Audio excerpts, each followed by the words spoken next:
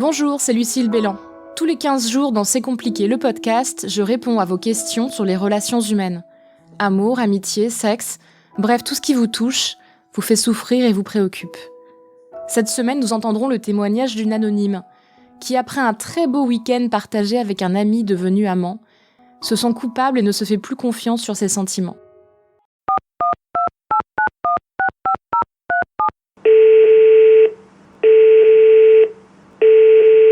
Salut Lucille, je t'envoie ce petit audio sur un coup de tête parce que ça fait un moment que j'écoute tes podcasts et là il vient de m'arriver quelque chose de complètement fou et je suis vraiment dans le trouble et j'ai besoin d'aide, je crois. En fait, le week-end dernier, il y a un ancien copain à moi qui est descendu sur Marseille, là où j'habite.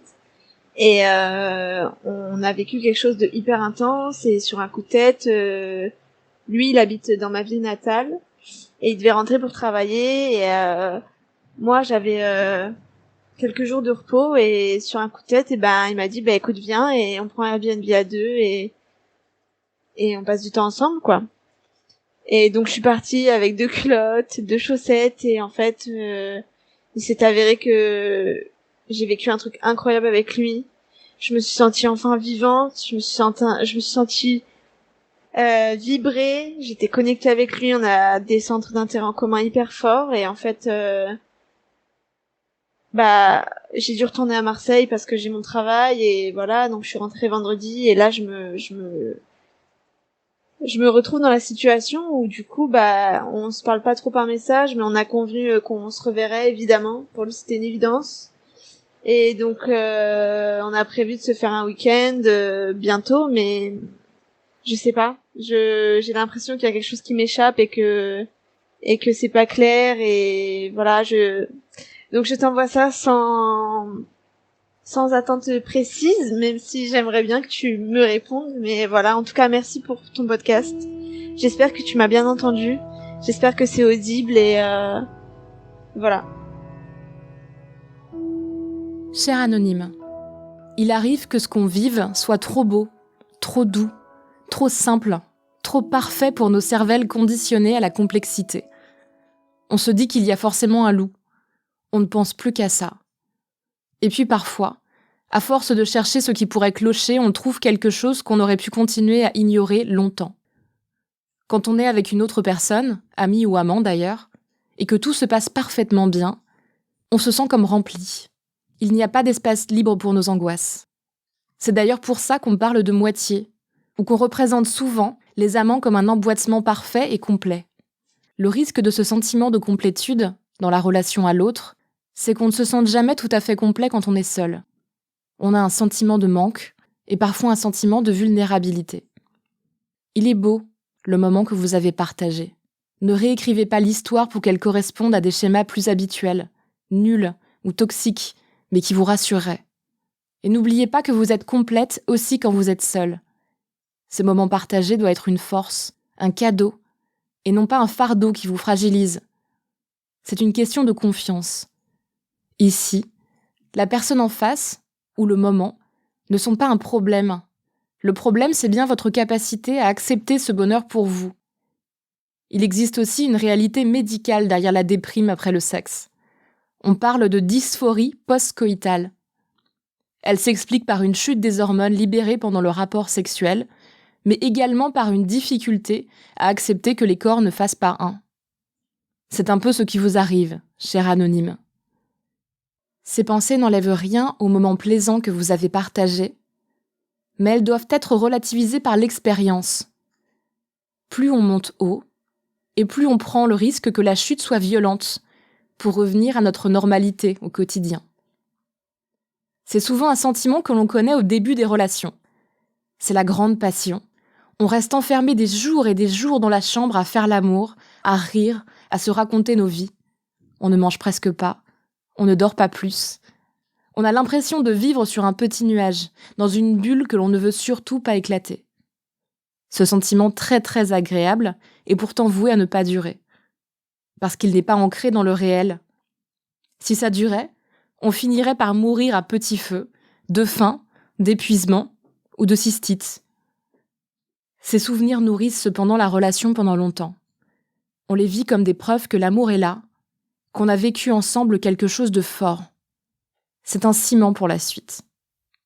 Qu'est-ce qui vous reste à faire alors ? Accepter le creux de la vague d'abord, vous faire confiance et vous donner les moyens de vivre cette histoire pour ce qu'elle vous apporte et ce qu'elle peut vous apporter par la suite. Si les sentiments exacerbés vous font peur, rien ne vous empêche de le verbaliser. Mixez les rendez-vous avec du quotidien super trivial. Allez faire vos courses et acheter du papier toilette ensemble. Parlez de vos impôts dans le café où vous allez acheter votre salade du midi quand vous êtes au travail. Rencontrez vos amis ou vos collègues. Sortez de la chambre qui vous fait tourner la tête pour vous confronter à l'extérieur. C'est aussi une base solide pour une relation. C'est une autre forme de commencement et c'est possible que cela vous convienne plus. Cette période n'a pas à être désagréable, vous savez. Elle doit juste vous ressembler. À vous d'imaginer vos codes, d'exprimer vos réserves ou vos angoisses.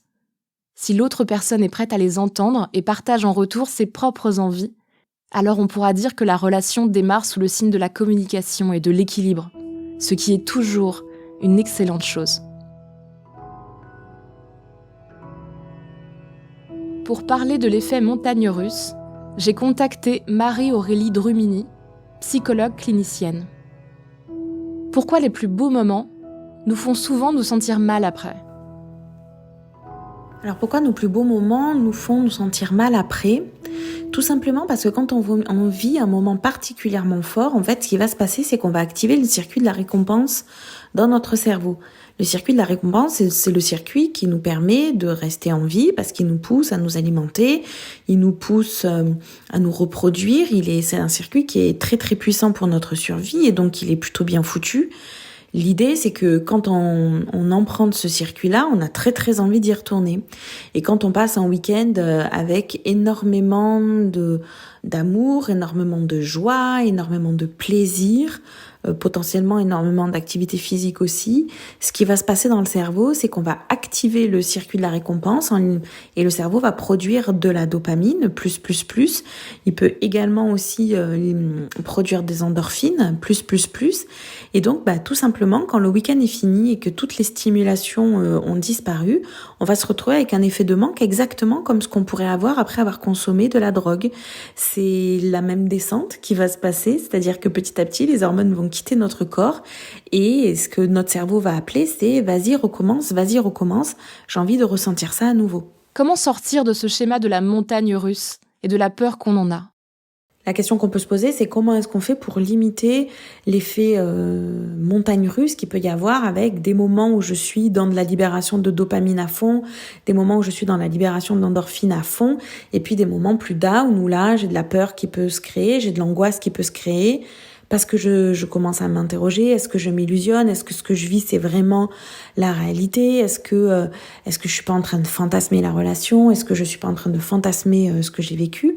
Donc là c'est la machine qui commence à s'emballer avec des pensées qui viennent exciter un petit peu la peur. Et donc là il y a plusieurs options pour limiter l'effet montagne russe, l'effet yo-yo qu'il peut y avoir. La première, ça va être de ralentir et de diminuer tous les effets de la peur et de l'angoisse. Par exemple, la cohérence cardiaque, c'est quelque chose qui marche très bien. Prendre le temps de respirer. Vous avez l'appli Respirelax qui fonctionne hyper bien. Vous avez qu'à suivre les instructions et puis ça vous permet vraiment, avec quelques minutes de respiration, de venir diminuer votre taux de cortisol. C'est hyper puissant.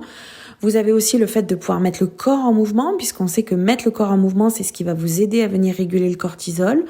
Donc mettre le corps en mouvement, c'est pas forcément faire un trek ou aller jouer au squash, ça peut être juste aller se balader dans les rues, prendre le temps de marcher, prendre le temps de courir si on se sent, faire un peu de sport, juste faire quelques mouvements chez soi, déjà ça fonctionne bien.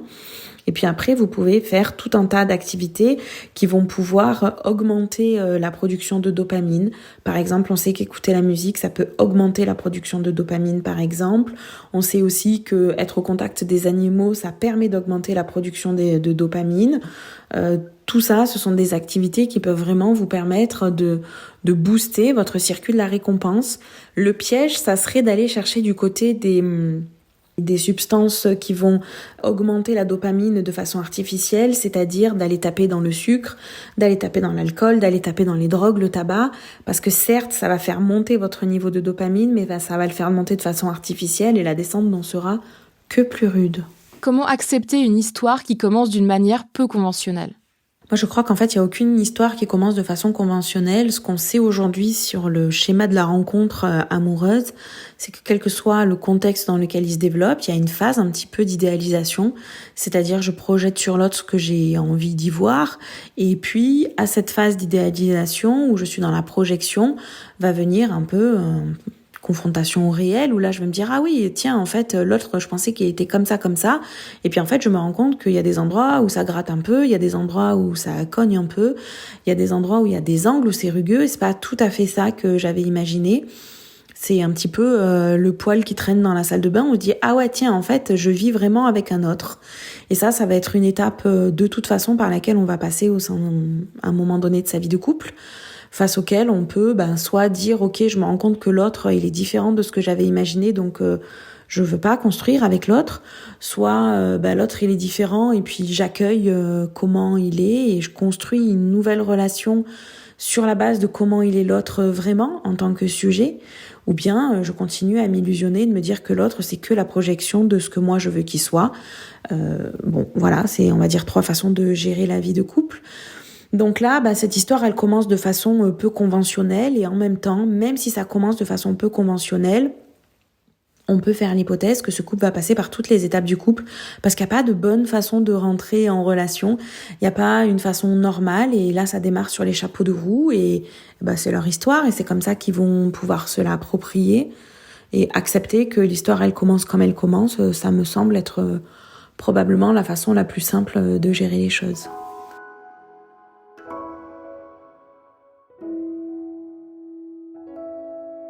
Pour aller plus loin, je vous conseille cette semaine de découvrir ou redécouvrir le film Hedwig and the Angry Inch de John Cameron Mitchell.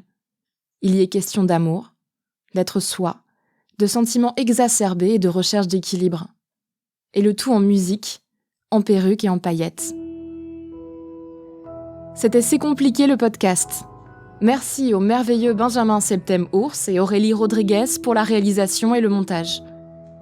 Si vous aussi vous voulez témoigner, n'hésitez pas à me laisser un message vocal.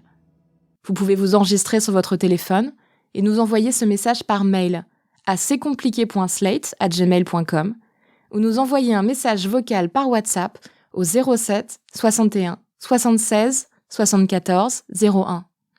N'oubliez pas de me laisser un prénom ou un pseudo, votre âge et éventuellement votre ville. Enfin, l'adresse mail c'estcompliqué@slate.fr et la chronique hebdomadaire reste toujours d'actualité. Si ce podcast vous a plu, n'hésitez pas à vous abonner, nous mettre 5 étoiles pour nous soutenir, laisser un commentaire ou en parler autour de vous. Tous les autres épisodes sont à retrouver sur slate.fr ou votre application de podcast préférée. Merci à toutes et à tous, et je vous dis à dans 15 jours pour le lancement des hors-séries de l'été.